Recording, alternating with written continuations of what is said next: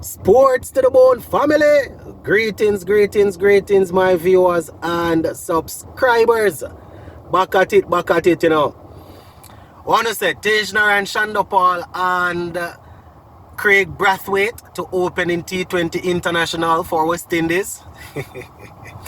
We're gonna take a look at Steve Smith, being announced as the man who is likely to open in T20s for Australia from now going forward. We see a couple of former Australian cricketers coming out and talking. We see people on social media talking about it. Gonna give you my opinion. Also gonna talk a little bit about the West Indies and a few things that we need to be thinking about as they head to Florida. I think they are there by now. In preparation for the fourth T20 game of the series. Just give a listening ear until the end. If you have not yet subscribed to this platform, you need to subscribe, so you can stay up to date with all of the information that is being passed out.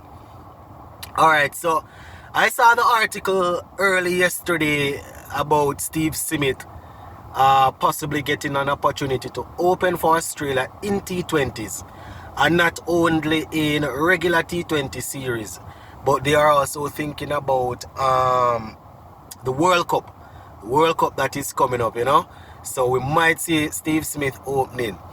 Boy, Steve Smith's career has taken has been on a long different mix-up journey.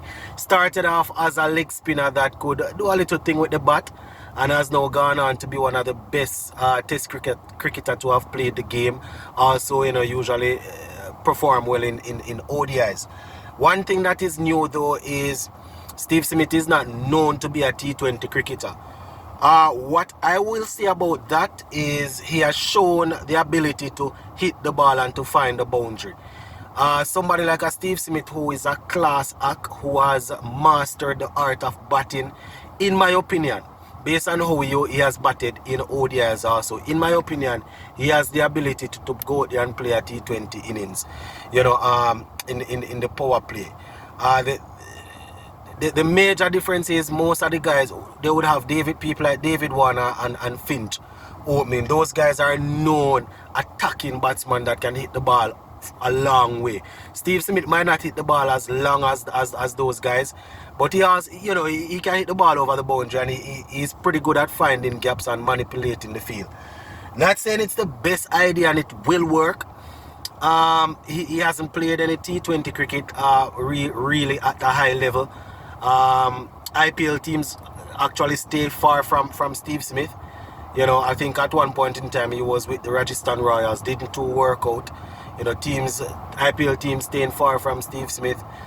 Even the Big Bash leagues, I think, is it the Big Bash, the T20 leagues are usually going over there in Australia. Really usually see Steve Smith in them thing there.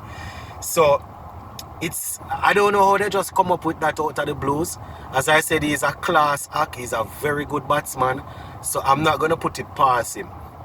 Not saying Shea Hope and Steve Smith are in the same class, and I mean Shea Hope is mostly geared towards ODI, but we all believe that Shea Hope could step up and play a knock in T20 cricket. So I don't see why Steve Smith wouldn't be able to do it.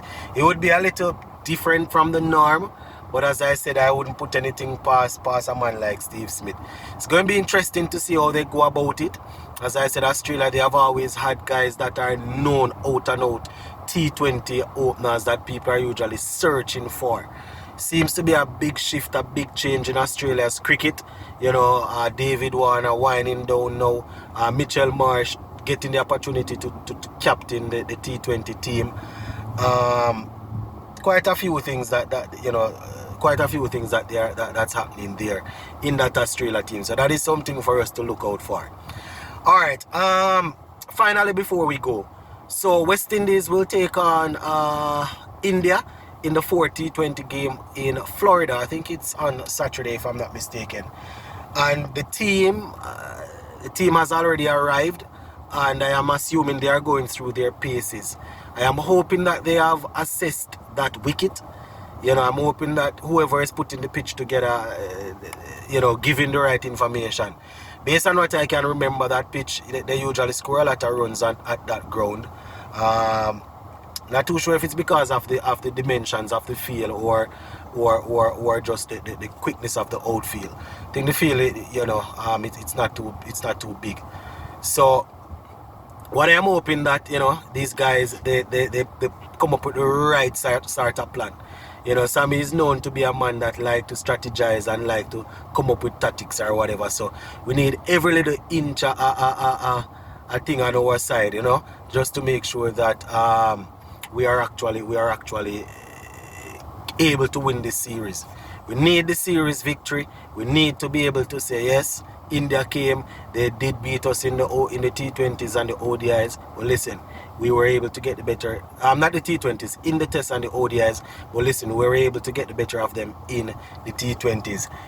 Even though they would have beaten us in the ODIs and the tests. So that is something that I'm looking into. Hopefully they will assess the pitch the right way. And I'm also thinking that the players need to make sure that they are working with each other. They are working with each other. When they come up against top teams, you don't want it to be a case where because you see the series is winding down and you haven't gotten an opportunity, you start screw up face, you start give the coach and the boys bad face and stuff like that. We want to know that the guys are there to support each other. That's the way that we're going to win the game. Another thing that we need to get right is that initial start. The last game there that we played, didn't go too bad. Start with the bat. Brandon King, he got 42 from 42. Was a little slow based on how the game situation was going. Kyle Mears got off to a start. I think he got 25 and then got out. So we got off to a little start and then so a mini collapse. What we want, guys, thinking is that if Nicholas Pooran don't fire, we should be able to win the game just the same. We don't want the game to be the team to be that heavily dependent on one player, so that if the player fails, the entire team crumble. That is what usually happens in the ODI teams. In the ODI team, usually when Shea Hope doesn't get any run, the entire team crumbles. We see this little trend creeping in now. We're happy that Pooran is making runs, and that is how it is supposed to be as a senior player in the team. We want consistent runs from him, but we have to understand that Pooran is sort of playing an enforcing role. So sometimes it will come off, sometimes it won't. So we need the other guys in the middle there. Ravman Powell as the captain needs to score more often than not. Same thing with Shimran Hetmyer. We want to see him back in form. And the guys that are coming in at 7, 8, 9, those are guys you probably just want them facing 3 overs, 2 overs and getting as many as they can. The Romario Shepherds and the Akil Hussein and the Joseph. The majority of the batting should be done by number 6, 1 to 6. It's T20, so you expect everybody to be able to hit the ball, yes, but most teams looking for majority of the batting to be, majority of the runs to be on the board by the number 6 batsman coming in.